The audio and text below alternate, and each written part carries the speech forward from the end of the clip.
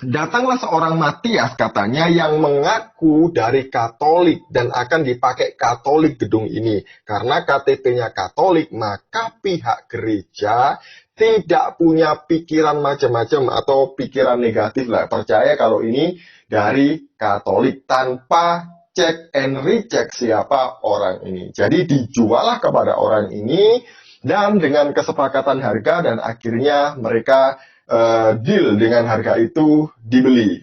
Yang menarik di grup Mamak, ada seorang hamba Tuhan yang mengatakan bahwa si Matias ini adalah orang yang sama dengan orang yang bernama Yohanes Kristanto alias Pak Yo. Jadi orangnya mengatakan demikian. Ini orang yang mau beli gereja Pak Teddy.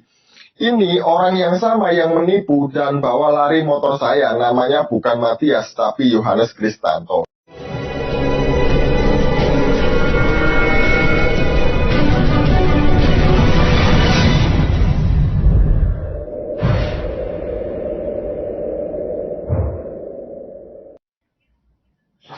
Insya Allah lambang salib yang ada di gereja Kerasulan baru ini yang sudah berhasil kami beli akan kami ganti dengan tulisan Asma Allah.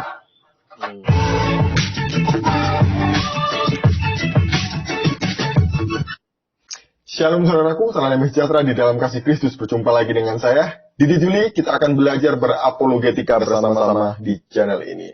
Kemarin dan hari ini sedang rame di YouTube-nya para mualaf bahwa ada gereja di Klaten yang dijual kemudian dibeli dijadikan masjid, namanya Masjid Isa Al-Masih. Menurut mereka, gereja ini dijual karena gerejanya bangkrut dan jemaatnya banyak yang mualaf. Dan apa yang dikatakan oleh mereka ini mendapatkan respon positif dari orang-orang Islam. Dan mereka anehnya, mereka percaya bahwa, gereja-gereja sedang mualaf, makanya disebut gereja mualaf. Dan ada banyak juga orang Kristen yang pada akhirnya bertanya-tanya, benar nggak sih ini gereja? Benar nggak kalau ini gereja dijual dan jemaatnya itu mualaf semua? Sebelumnya, mari kita melihat video berikut ini. Nah, sekarang kita sedang minta tolong penduduk setempat untuk melepaskan salib yang ada di tampak depan gereja Kerasulan baru. Ya. Terus Bismillahirrahmanirrahim. Terus lanjutkan.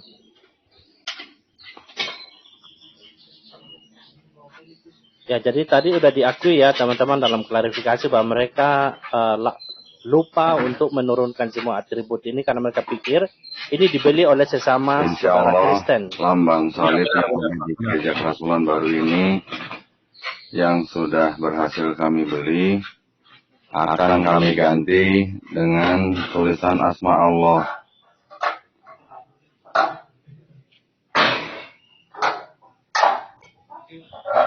Nah, terus bagaimana Ustadz?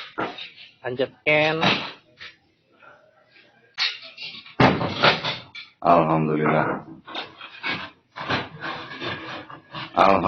Allahu Akbar. Ketika saya melihat video tadi itu ya, saya teringat gereja saya di mana saya melayani di tempat ini dulu. Gereja saya pernah diresolusi, pernah didemo selama berminggu-minggu, berbulan-bulan oleh masyarakat sekitar sini. Provokatornya adalah orang-orang dekat sini juga. Nah, ketika orang-orang itu mendemo gereja ini dan provokatornya orang yang paling galak untuk menutup gereja ini, mereka menurunkan salib sama persis ketika saya melihat video tadi itu ya. Menurunkan salib dengan paksa, kemudian merobohkan pelang gereja gitu ya. Nah, apa yang terjadi dengan orang-orang ini?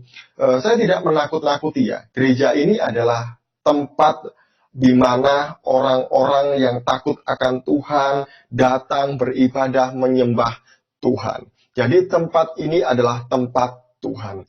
Kalau orang-orang ini berani kurang ajar dengan tempat ibadah yang dipakai untuk menyembah Tuhan Yesus, maka Tuhan sendiri pun juga akan menghukum mereka. Nah, orang-orang yang provokator yang menyerang gereja untuk menutup gereja saya ini tadi itu hampir semuanya kena musibah. Wow. Orang yang menurunkan salib itu juga kena musibah. Wow. Kemudian provokator yang lain juga kena musibah. Ada yang punya Hati-hati. toko besar sekali di tempat ini, tutup sampai sekarang sepi. Kemudian anaknya mati bunuh diri gantung. Kemudian yang lain juga anaknya juga mati kecelakaan Hati-hati, dan boy. sakit-sakitan dan Kesulitan. banyak. Karena ya Tuhan pasti akan berurusan dengan orang-orang ini ya. Amin. Saya sih tidak menginginkan bahwa ada orang-orang yang mengakhiri hidupnya dengan cara begini. Saya justru berharap orang-orang ini kenal dengan Tuhan Yesus, mereka diselamatkan dan hidupnya berubah. Jadi begini ya, hati-hati dengan memperlakukan gedung gereja di tempat gereja yang dibeli dijadikan masjid itu. Suatu saat mereka juga akan percaya Yesus. Amin. Oke, kita kembali ke pembahasan awal. Untuk mencari tahu informasi mengenai kebenaran gereja ini, maka saya menghubungi teman-teman saya yang ada di Jawa Tengah, di daerah Klaten, Sukoharjo, dan sekitarnya, agar saya mendapatkan informasi yang jelas, tidak simpang siur. Pertama, saya menghubungi teman saya yang ada di gereja baptis, jadi pendeta di gereja baptis. Jadi teman saya ini juga mencari tahu kebenarannya untuk menghubungi temannya yang ada di daerah Klaten. Dan memang benar bahwa gereja ini dijual. Tunggu dulu ya, kenapa gereja ini dijual? Nanti kita bahas bersama-sama apa alasannya. Dan kemudian saya menghubungi teman saya, seorang pendeta juga di GKJ, Gereja Kristen Jawa yang ada di Jawa Tengah juga, yang kebetulan juga dekat dengan daerah ini. Waktu saya hubungi, teman saya ini langsung merespon. Jadi gini ya, waktu saya hubungi teman saya ini, saya bilang begini, "Shalom Pak, ada teman yang melayani di Klaten?" Saya kirim ke capture-nya Ngaji Cerdas ya, yang ada fotonya siapa itu ya, hostnya Ngaji Cerdas, kemudian Pak Dolitan, kemudian Pak Hani Kristanto, semuanya mualaf ini ya. Saya mau cek ini, dia bilang. Ada apa Pak? Gimana? Apakah ini gereja Kerasulan Gentan Sukoharjo? Nah, gereja yang dijual, yang dibeli oleh para mualaf ini namanya Gereja Kerasulan Baru. Tapi tunggu dulu juga ya, nanti kita akan bahas. Benarkah ini gereja atau pos PI atau satelit? Bukan satelit apa, maksud saya adalah cabang dari gereja. Dan kemudian teman saya membalas lagi, bentar saya tanyakan Pak ya. Nah, lalu teman saya mengirimkan satu rekaman video. Rekaman video ini nanti saya akan putarkan. Kalau yang di Sukoharjo ini Pak Bro lagi rame diobrolin. Jadi berita ini juga sedang rame diobrolkan atau diobrolin di Bamaknya daerah sana ya, Klaten atau Sukoharjo gitu ya. Jadi teman saya ini langsung nyambung, oh ini ya gereja yang kamu maksud. Dan dia mengirimkan video dari salah satu pengurus gereja Kerasulan Baru, kenapa alasan gereja ini dijual. Mari kita mendengarkan video, bukan video ya, rekaman suara berikut ini. Bapak Rian Pandu yang terkasih, selamat siang. Ini Pak Daud, Pak Rian. Mohon maaf sebelumnya, supaya tidak terjadi kesimpang siuran, saya ingin menceritakan kronologi kejadian yang menimpa gereja kami yang ada di Gentan, gereja Kerasulan Baru yang ada di Gentan. Yang pertama, gereja itu sudah kami tutup beberapa bulan yang lalu, sehingga sudah tidak digunakan sebagai tempat ibadah. Kemudian kami berniat menjual. Beberapa gereja sempat berminat dan menawar, ya tapi belum sampai ada kata sepakat. Kami masih bersabar, sampai kemudian datang seorang yang mengaku dari gereja Kabar Baik, namanya Pak Matias. Saya lihat KTP-nya itu Katolik, yang memberikan penawaran sesuai dengan harga yang kami tetapkan. Akhirnya terjadilah kesepakatan pembayaran lunas. Ya, sampai di situ kami ke notaris, dibuatlah surat perjanjian perikatan, belum sampai ke AJB, Tapi begitu selesai, kami mendapat berita bahwa ternyata Pak Matias yang KTP-nya Katolik itu ternyata suruhan dari Hani Kristianto, itu mualaf Cina, ya, mualaf Cina yang menjadi donatur, yang membayar gereja yang dari Gentan itu, dan langsung membuat gerakan di mana mereka akan mengadakan buka puasa bersama di gereja, akan mengadakan sholat tarawih di gereja, bahkan menyebar berita ini melalui YouTube, yang intinya ada gereja menjadi masjid Isa Al-Masih. Ya, saya shock. Semalam nggak bisa tidur sampai pagi. Saya konsultasi sama gereja kerasulan baru yang ada di pusat, diminta untuk membatalkan. Ya, Pak Matiasnya saya hubungi, tidak dibales. Saya telepon dan tidak diangkat. Saya ganti HP, saya telepon lagi, baru kemudian diangkat, tapi diberikan kepada seseorang yang mengaku bagian hukum mereka. Ya, saya katakan keinginan saya untuk membatalkan proses jual beli dengan konsekuensi memenuhi kewajiban, konsekuensi mengembalikan uang dan biaya-biaya. Wah, orangnya marah, orangnya mencari maki saya, biasa seperti itu. Ya, isinya ya, kita lanjut ke jalur hukum saja, ini Bapak ada di mana dan sebagainya. Saya tertawa saja, meskipun saya saya masih menanggapinya dengan tenang dan santai. Akhirnya telepon diputus. Yang kebetulan Paris yang kali pakai itu dari Yayasan Baptis. Dia berpengalaman 15 tahun ngurusi masalah seperti ini. Nah, Ibu Wahyulin namanya itu memberikan penguatan kepada saya begini. Pak Daud, saya itu 15 tahun mengurusi masalah-masalah gereja seperti ini, masalah hukum. Kejadian yang seperti itu bukan hanya sekali ini, tapi sebelumnya banyak sekali. Ya, banyak sekali. Dan intinya apa? Memang lingkungan kita itu tidak semuanya baik, bahkan banyak yang kurang baik. Sehingga, ya kalau menurut notarisnya itu intinya kami diminta untuk mengikhlaskan saja. Sudah diikhlaskan saja, Pak. Biarkan kita diolok-olok, biarkan kita merendah saja. Nanti biar kita berserah kepada Tuhan saja. Itu mau diapakan statusnya sudah bukan gereja lagi. Ya. Yang menjadi masalah di YouTube itu tanda-tanda yang dimulai itu kami belum sempat lepas. Itu jadi masih difoto, masih masuk dalam tayangan dan lain sebagainya. Jadi saya selaku pengurus gereja yang pertama saya mohon maaf telah lalai, mudah percaya pada orang yang akhirnya saya sendiri jadi malu dan shock. Nanti Pak Masih akhirnya juga akan mendapat pertanyaan-pertanyaan seperti itu, ya biar tahu saja. Karena kita satu ekumenik Pak Yan ya. Nanti kalau ada yang bertanya-tanya kronologinya seperti itu. Jadi kami juga. Makasih Pak Yan. Oke, dari sini Bapak Ibu paham kan? Sebenarnya gereja ini dijual karena gereja ini sudah lama tidak difungsikan sebagai gereja sejak pandemi corona. Kenapa? Karena yang pertama ibadahnya online, yang kedua jikalau ada ibadah maka digabung dengan gereja induk atau gereja pusat dari gereja kerasulan baru. Dan kemudian gereja ini dijual karena merasa sudah tidak difungsikan lagi. Pertama, sudah banyak gereja-gereja lain juga yang menawar, namun belum ada kesepakatan. Nah, datanglah seorang yang bernama Matias. Nah, siapa Matias ini? Nanti ada di grup Bamak siapa Matias ini ya. Jadi saya bacakan dari grup Bamak di sana.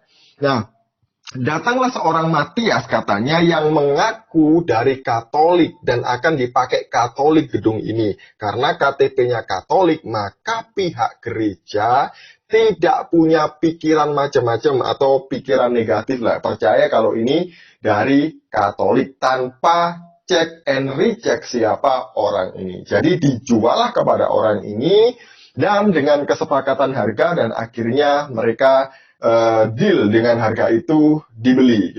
Yang menarik di grup Bamak ada seorang hamba Tuhan yang mengatakan bahwa si Matias ini adalah orang yang sama dengan orang yang bernama Yohanes Kristanto alias Pak Yo. Jadi orangnya mengatakan demikian. Ini orang yang mau beli gereja Pak Teddy. Ini orang yang sama yang menipu dan bawa lari motor saya. Namanya bukan Matias tapi Yohanes Kristanto. Jadi menurut Bapak ini, orang yang bernama Matias ini adalah orang yang sama dengan Pak Yo.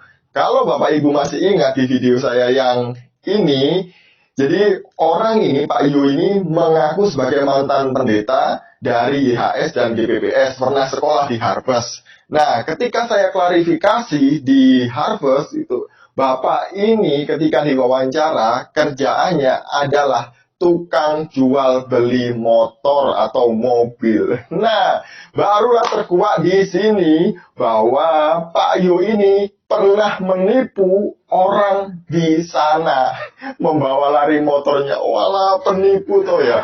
Itu aja ngakunya pendeta dari YHS dan juga GPPS. Padahal setelah saya klarifikasi dari YHS dan GPPS, tidak pernah ada nama pendeta yang namanya Yohanes Kristanto. Hanya pelayan biasa. Ingat ya, hanya pelayan biasa. Nah, kemudian untuk mengetahui apakah gereja ini jemaatnya mualaf semua, mari kita lihat. Ini juga dari BPD, daerah sana ya Pak, pokoknya daerah sana ya.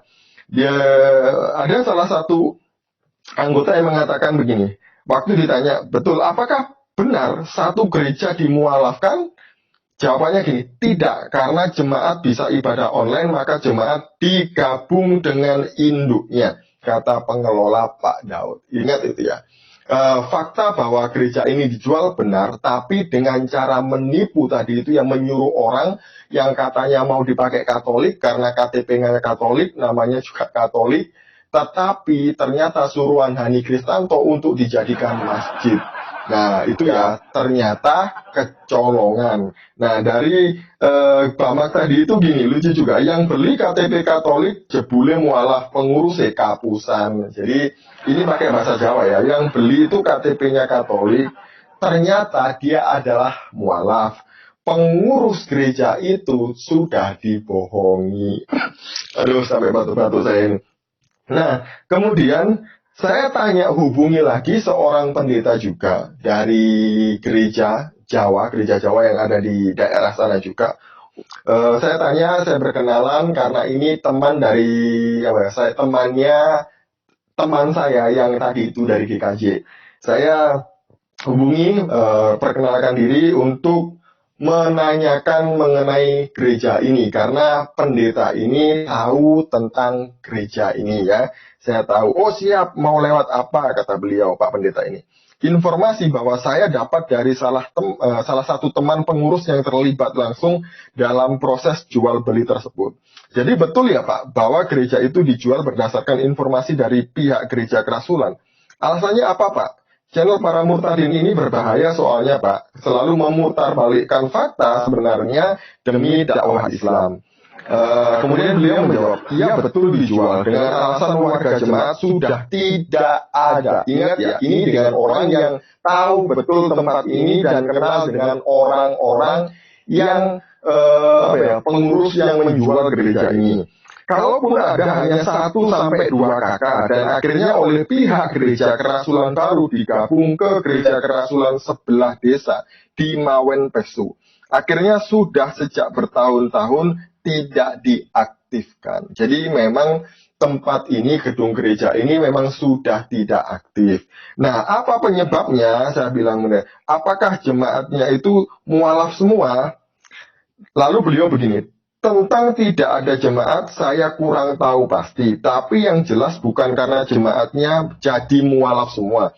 Salah besar itu, mungkin iya 1 sampai 2 jemaat jadi mualaf, tapi tidak semuanya. Mungkin 1-2 orang saja jadi mualaf, tidak semuanya. Jadi inilah fakta sebenarnya mengenai penjualan gedung gereja kerasulan baru. Jadi pengurus itu sebenarnya sudah menawarkan ini ke beberapa gereja yang ada di Klaten, bahkan di luar Klaten juga. Dan sudah ada tawar-menawar juga untuk membeli gereja ini. Tapi belum ada kesepakatan harga menurut informasi yang saya dapatkan. Tiba-tiba datanglah tadi itu si Matias KTP Katolik alias Pak Yo tadi itu ya. Karena saya curiga, sebelum nonton ini saya curiga bahwa ini dalangnya adalah orang ini. Karena ketika dia bersaksi di channelnya Pak Donditan, Pak Yu ini menunjukkan gambar gereja ini yang katanya gereja bangkrut mau dijual. Wah, ini pasti orang ini. Saya pernah lihat videonya itu. Jadi begitu ceritanya. Ternyata kecolongan, pihak gereja kecolongan yang membeli ternyata seorang mualaf, disuruh oleh mualaf yang bernama Hani Kristianto dan juga Donditan. Oh, sudahlah akhirnya ya begitu tadi seperti potongan video yang saya sampaikan ke Bapak Ibu tadi itu, dan Bapak Ibu sudah dengarkan semuanya. Pesan saya sih ini untuk kita semuanya sebagai rekan sekerja Allah, bagi para pendeta, para hamba-hamba Tuhan di luar sana. Jikalau Bapak Ibu hamba Tuhan yang saya hormati di luar sana, memang merasa Bapak Ibu mendirikan gereja itu dari nol sampai besar, merasa Bapak Ibu membangun gedungnya gitu ya, jangan sampailah gedung itu dijual. Lebih baik diteruskan saja atau diserahkan ke gereja pusat atau dialihfungsikan menjadi tempat apa, mungkin bisa sekolah atau bisa diserahkan juga ke gereja yang lain. Masalah di yang lain yaitu urusan Bapak Ibu lah ya. Karena bukan masalah apa sih, kalau masalahnya terjadi seperti ini, itu kan jadinya Kristen itu yang tercoreng namanya gitu ya di Indonesia, mungkin ya bagi para pemirsa YouTube gitu ya. Nah, kita ini kan hamba Tuhan, jadi upah kita bukan di dunia ini, tapi upah kita ada di surga. Nggak perlulah gereja itu dijual supaya apa yang kita berikan untuk gereja ini kembali lagi ke kita. Nggak perlu sebenarnya. Kita nggak perlukan itu di dunia ini. Karena upah kita, sekali lagi, upah kita di surga, bukan di dunia ini. Sekian dari saya, semoga ini mencerahkan kita dan membuat kita paham mengenai duduk perkara yang terjadi di gereja ini supaya beritanya tidak simpang siur. Sekian, selamat memperingati Jumat Agung. Shalom, salam waras, Tuhan Yesus memberkati.